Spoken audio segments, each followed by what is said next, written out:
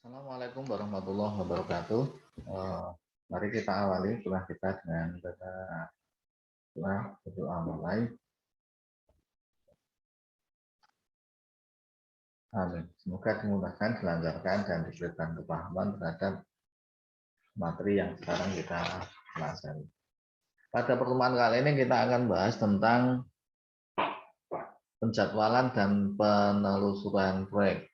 Jika sebelumnya kita sudah belajar tentang bagaimana manajemen proyek, nah bagaimana kemudian kita melakukan penjadwalan dan melakukan penelusuran terhadap pengembangan sistem informasi yang kita bangun. Ya tentu saja apa yang kita sampaikan ini adalah materi yang boleh mungkin nanti dalam standar informasi yang menengah ke atas ya, besar gitulah. Tapi kalau untuk proyek yang kecil, misalnya untuk program aplikasi yang sederhana, untuk transaksi yang kecil-kecil ya nanti bisa diestimasi sendiri dengan perkiraan kita sendiri. Nah ini yang membutuhkan sebuah teamwork, tim IT yang kemudian akan melakukan pengembangan atau perancangan atau modifikasi juga ya terhadap situasi yang besar, misalkan di sebuah perusahaan, di sebuah instansi, di sebuah departemen yang itu membutuhkan sarana prasarana, kemudian tim yang besar juga. Nah, pada awal maka ini kita perlu untuk memperkirakan, ya, tentu saja kalau kita berhubungan dengan pihak lain, konsumen, pemakai, user, dan sebagainya, mereka biasanya akan tanya kepada kita sebagai seorang analis sistem atau seorang engineering, ya, sistem informasi, ya, engineering, seorang engineer sistem. Mereka akan tanya, kapan sistem ini akan selesai atau kapan software ini akan bisa kita pakai. Mereka akan tanya. Kenapa? Mereka akan menjelaskan, akan mensosialisakan, akan mulai menerapkan atau mulai akan mengganti dari sistem lama kepada sistem yang baru. Itu mereka akan berhitung seperti itu. Nah untuk itu maka kita perlu untuk bisa memperkirakan, menghitung, itu atau kemudian menetapkan kapan proyek yang kita garap ini nanti akan selesai. Nah, kadang-kadang sebuah sistem informasi atau perancangan atau pembangunan itu terlambat itu karena dipengaruhi oleh beberapa hal. Ya. Kadang sistem yang kita bangun atau mungkin software yang dikembangkan itu terlambat untuk dinikmati, untuk dipakai, untuk diinstal, diimplementasikan, itu karena ada beberapa hal. Di antaranya adalah yang pertama, batas waktu yang tidak realistis, ya, karena dibuat oleh orang di luar kelompok. Karena kalau dibuat oleh orang di luar kelompok, di luar tim, kadang kan kita tidak bisa mengendalikan apa yang terjadi di sana, faktornya apa, sarana prasarana yang dipakai, dan seterusnya kita tidak tahu, sehingga ada banyak faktor yang tidak dapat kita kendalikan. Alhasil waktu juga kita tidak bisa kendalikan. Ya kadang terjadi tawar menawar. Ini yang punya kami siapa sih? Ini yang punya proyek siapa sih? Kenapa? Karena ketergantungan terhadap orang luar. Sehingga sebisa mungkin memang kalau kita membuat sebuah pekerjaan itu ya kita sumber dayanya dari kita. Sehingga kita bisa perkirakan kekuatan kelemahan yang kita punya itu bisa kita gunakan untuk mengkalkulasi tingkat kesulitannya sedemikian nih, teknologi yang kita punya seperti ini sehingga nanti akan selesai dalam sekian. Nah itu bisa kita estimasi, kita perkirakan. Kemudian penyebab yang kedua, kenapa kok terlambat, perubahan kebutuhan pelanggan yang tidak tercermin dalam perubahan jadwal. Jadi ada konsumen yang minta tambahan untuk ditambahkan fitur ini, ditambahkan untuk menu ini, ditambahkan untuk kemampuan ini, ditambahkan untuk fungsi ini. Gitu. Misalkan kita membangun sebuah sistem e-learning gitu ya, e-learning sudah kita selesai dari awal sudah kita bangun, kita desain gitu, tapi kemudian ada teman misalkan bisa menampilkan video animasi, kita belum ada, berarti kan kita harus menambahkan pekerjaan yang mengakibatkan akan adanya penambahan waktu, sehingga waktu yang kemarin sudah ditentukan itu pasti akan ya bukan pasti ya, tapi akan mengalami perubahan, ya, perubahan, hingga menyebabkan tidak sesuai dengan jadwal yang sudah ditentukan. Atau mungkin ada gateway, jadi ada bisa melakukan pertukaran dengan sistem platform yang lain. Ya, nah, tadi ada tambahan teknologi, tambahan portal, tambahan script, atau tambahan konten fungsi yang kemudian kita akan menambahkan pekerjaan. Kemudian yang ketiga, memandang rendah jumlah usaha atau sumber daya yang dibutuhkan dalam melakukan pekerjaan. Ya, semua harus tepat, ya, bisa diperkirakan, sungguh-sungguh. Kemudian yang keempat, resiko yang dapat diramalkan atau tidak dapat diramalkan, yang tidak dipertimbangkan, ada sesuatu di luar dugaan lah, seperti itu. Di luar dugaan. Banyak ya, karena tidak yang bisa kita prediksi adalah yang bisa kita kendalikan. Tapi kalau di luar sistem, ya itu kan tidak bisa kita kendalikan. Sehingga perlu adanya Allah. Apa misalkan mati listrik gitu misalkan, kemudian ada error di luar atau ada perubahan jadwal atau ekonomi budaya dan lain sebagainya, itu kan tidak bisa kita kendalikan. Ada fluktuasi harga, nah, itu akan juga mempengaruhi dari proses pencalonan. Kemudian kesulitan teknis dan manusia yang tidak dapat dilihat sebelumnya. Ada bagian pekerjaan yang ternyata kemarin bagian pekerjaan ini ternyata lebih sulit atau tidak memiliki pendukungnya, sarananya.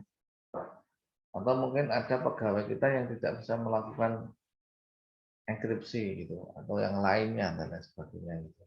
Sehingga membutuhkan tenaga ahli yang lain. Kemudian kesalahan komunikasi lah ini kawan. Kalau sudah terjadi kesalahan miskomunikasi, ya yang tadinya mau ke selatan jadi ke utara, itu harus dikembalikan lagi ke barat. Itu juga merupakan bisa menjadi jadwal itu menjadi tidak sesuai dengan yang sudah ditentukan. Kegagalan manajer proyek untuk mengetahui bahwa proyek sudah ketinggalan dari jadwal yang ada. Ya, kalau ini kemampuan manajernya, ya seorang manajer, kalau Anda nanti seorang manajer yang harus memantau ya dan tahu detail tentang pekerjaan itu sudah sampai mana, kapan dan lain sebagainya. Nah ini kalau ini kadang sikap orangnya ya ke diri kita ya harus disiplin, gitu, harus tahu, menguasai lah apa yang sedang memang sebaiknya pekerjaan itu diserahkan kepada ahlinya. Kalau tidak ahlinya ya alamat akan terjadi perusahaan, alamat akan terjadi ya perubahan, ya, penyesuaian dan sebagainya, kegagalan kalau tidak diserahkan kepada ahlinya. Sehingga kalau kita belajar itu memang detail itu ya kita menjadi seorang yang ahli. Kalau kita belajar di teknik industri ya berarti kita seorang teknik industri yang ahli, gitu. Termasuk dalam manajemen. Nah ini termasuk dalam ranah manajemen bagaimana membangun sebuah sistem informasi. Tindakan yang dilakukan dalam menghadapi keterlambatan. Kalau proyek ini sampai terlambat, ya, tindakan yang bisa dilakukan ketika dalam menghadapi keterlambatan, ya, untuk menghindari, mencegah terjadinya proyek ini terlambat, tidak sesuai dengan jadwal atau schedule. Satu, lakukan perkiraan lengkap, diestimasi, didetailkan secara lengkap data dari proyek. Nah, ini kebutuhan pekerjaannya, orangnya, alokasi waktunya didetailkan. Tentukan usaha yang diperkirakan dan durasi untuk proyek tersebut. Pekerjaan ini butuh sekian lama. Itu detailkan. Nah, kalau itu sudah detailkan, misalkan ada tersusun 20 pekerjaan lah. Nah, setiap pekerjaan ini sudah bisa ditentukan waktunya. Berarti nanti alhasil kapan proyek ini akan selesai bisa diperkirakan. Misalkan ya, satu pekerjaan itu 1 hari. Berarti kalau ada 20 pekerjaan, berarti akan 20 hari. Kalau proyek ini dimulai tanggal 1, berarti perkiraan nanti akan selesai tanggal 20. Itu misalkan seperti itu. Yang kedua dengan metode incremental. Incremental, kembangan suatu strategi pengembangan yang akan menyampaikan fungsionalitas kritis dengan batas waktu tentukan. Dikembangkan secara perlahan-lahan. Ya. Jadi proyeknya ini kemudian dikembangkan secara bertahap gitu. Pertama apa dulu, misalnya dulu. Yang kedua akhirnya implementasinya dan seterusnya sampai dengan kepada migrasi, gitu ya. Nah, itu ditentukan pelan-pelan. Itu namanya implementasi. Kemudian komunikasikan dengan pelanggan, pemakailah user gitu. Pelanggan kesannya kan kayak seperti orang jualan, pemakai ya. Jelaskan mengapa jadwal tidak realistis. Lakukan pencatatan bahwa semua perkiraan yang ada pada kinerja proyek dan tunjukkan persentase peningkatan. Ya, tunjukkan komunikasi ini penting. Ya, komunikasikan ya. Jangan sampai miskomunikasi. Komunikasikan ini kan komunikasi. Komunikasi jelaskan. Sudah sampai segini, nah apa nih? Sudah sesuai dengan rencana awal atau tidak. Kemudian nanti kira-kira sampai selesai akhir komunikasi. Ya, rata-rata kegagalan, kesalahan itu ada di komunikasi. Sehingga komunikasi ini penting. Dulu waktu kita S1 ada 3 kunci kalau kita pengen sukses di masa depan. Satu, kuasai IT, ya, komputer lah. Kemudian bahasa Inggris agar kita bisa berkomunikasi dengan orang luar. Jadi kalau kita pengen ke publik global, ya. Kecuali sasaran Anda di Indonesia cukup tahu bahasa Indonesia. Atau kalau lokal ya, bahasa Jawa, Sunda. Kalau mau global ya bahasa Inggris. Kemudian komunikasi. Ya, kita punya ide bagaimana ide ini bisa ditangkap oleh orang yang mendengarkan kita. Kemudian menawarkan strategi pengembangan incremental alternatif. Ini kalau sampai di sini pengen dikembangkan seperti apa, kita berikan gambaran. Penjadwalan proyek pengembangan sistem informasi dapat dilihat dari tanggal akhir pelepasan sistem berbasis komputer yang telah dibuat. Ya, ini untuk menentukan waktu maka bisa diperoleh dari waktu ini, misalkan tanggal pelepasan. Kapan dia nanti sistem lama itu akan dihentikan, misalkan. Atau organisasi ini kapan akan mulai diberlakukan. Penjadwalan sistem informasi mengasumsikan bahwa batasan kronologi, ya, tahapan-tahapan kejadian telah dibicarakan tetapi batas ditentukan oleh saya. Jadi nanti kapan kejadian tahapan-tahapan apa atau kejadian-kejadian apa ini telah ditentukan sehingga baru nanti kita bisa mengestimasi untuk pekerjaan ini ya waktu, pekerjaan ini sekian waktu sehingga nanti bisa ditentukan. Prinsip dasar ketika menentukan jadwal, ya, prinsip ketika menentukan jadwal diantaranya adalah pembagian pekerjaan, kemudian saling ketergantungan antara pekerjaan tersebut, alokasi waktu untuk masing-masing pekerjaan, validasi kerja, batasan tanggung jawab, batasan keluaran atau output, dan kejadian penting yang nanti akan ditentukan. Bila suatu proyek mengalami keterlambatan jadwal yang ditetapkan, maka akan menambah programmer untuk mengejar ketinggalan tersebut. Biasanya lumrahnya seperti itu. Kalau untuk mempercepat biasanya ditambahkan pekerja, tapi kadang-kadang ini juga dilema. Kenapa kok dilema? Karena orang yang baru dimasukkan itu nanti dia akan belajar dulu. Sementara agar dia bisa bekerja harus diajari dulu. Yang ngajari ini adalah yang sedang bekerja. Sehingga nambah orang itu kadang-kadang juga malah nambah masalah. Masalah maksudnya menambah waktu, rentang waktunya jadi lama. Gitu. Nah, sehingga ini butuh di manajemen juga. Bagaimana kita melakukan manajemen terhadap pekerjaan dan manusia.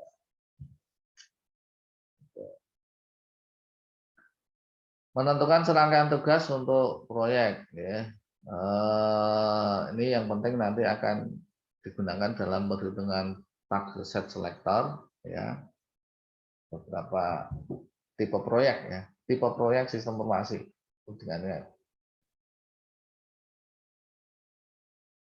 Tipe proyek atau tipe pengembangan dari rancangan sistem informasi.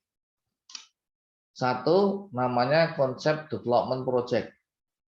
Konsep development project. Ya, proyek pengembangan konsep bisnis baru. Ya.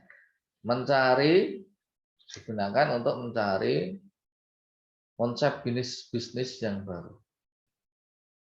Bisa juga aplikasi ya dengan teknologi yang baru, sesuatu yang baru. Baik itu berhubungan dengan bisnis ataupun dengan penerapan teknologi yang baru. Konsep development project. Ya. Untuk menemukan bisnis yang baru. Tipe proyeknya ya. Saya lagi dengan tipe proyek atau tipe pengembangan sistem informasi. Yang kedua adalah new application development project, dilakukan sebagai karena ada permintaan pelanggan. Biasanya kalau perusahaan itu dia akan melakukan kuesioner, kepuasan pelanggan. Nah, ini ada pelanggan yang kemudian memberikan masukan-masukan. Ketika masukan ini dianggap baik oleh perusahaan, maka dan itu beda dengan yang tadi yang saat ini, maka dilakukan pengembangan ya, new application development project. Kemudian yang ketiga, application enhancement project. Ini modifikasi, enhance pengembangan. Ya, dia merupakan sistem informasi yang sekarang dipakai akan dimodifikasi, bisa fungsinya, kinerjanya, tampilannya, dan lain sebagainya, pengembangan atau modifikasi. Ya, itu yang ketiga. Kemudian yang keempat, application maintenance project, dilakukan untuk membenahi, dandani, membentulkan, menyesuaikan, menyelaraskan, atau memperluas penyesuaian intinya. Sistem informasi yang ada, ya, yang kemarin mungkin masih belum pas, belum tepat, ya, disesuaikan, dibetulkan, didandani, diperbaiki. Soal keluaran, fitur yang menulis dan sebagainya, ada yang kurang pas, ini dibenahi. Itu namanya application maintenance project. Kemudian yang kelima tipe proyeknya adalah re-engineering project, membangun secara total keseluruhan, ya, atau yang dikembangkan seperti apa. Nah, ini tipe-tipe proyek sistem informasi.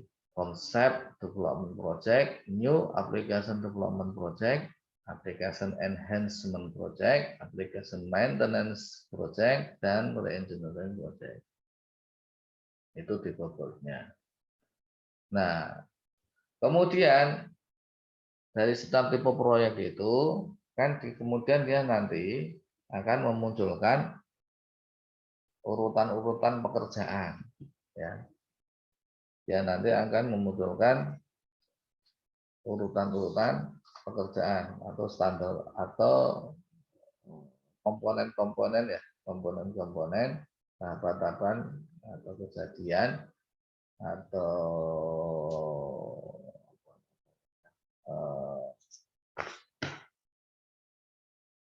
ya pekerjaan yang akan dilakukan sesuai dengan tipe proyek yang akan dilaksanakan.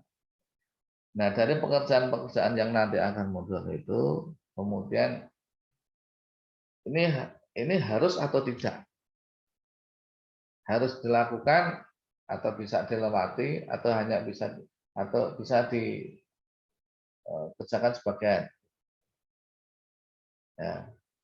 Nah, inilah yang disebut dengan tingkat kekakuan.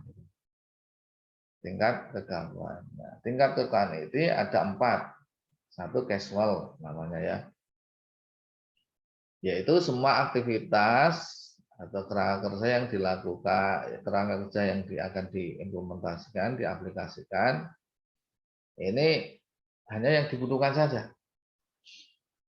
Sehingga tidak perlu detail banget. Ya, tidak kaku banget. Ya, yang penting-penting. Secara umum tugas pelindung diminimalkan. Yang bisa dikurangi ya dikurangi. Ini namanya casual. Kemudian yang kedua structured. Kerangka kerja, ya, kerangka kerja proses maksudnya. Kerangka kerja proses akan diaplikasikan. Struktural ya, jadi ya terstruktur. Aktivitas kerja dan tugas-tugas yang berhubungan disesuaikan dengan tipe proyek yang akan kita aplikasikan dan diperlukan pendukung untuk memastikan kualitas. Ya terus terbangun, terstruktur, terkonsep. Sehingga aktivitasnya disusun, artinya lebih didetailkan.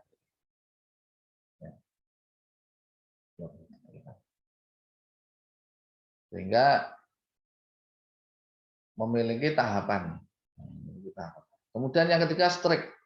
Strict ini memiliki tingkat kekuatan atau disiplin yang untuk digunakan dalam rangka menjamin kualitas yang tinggi.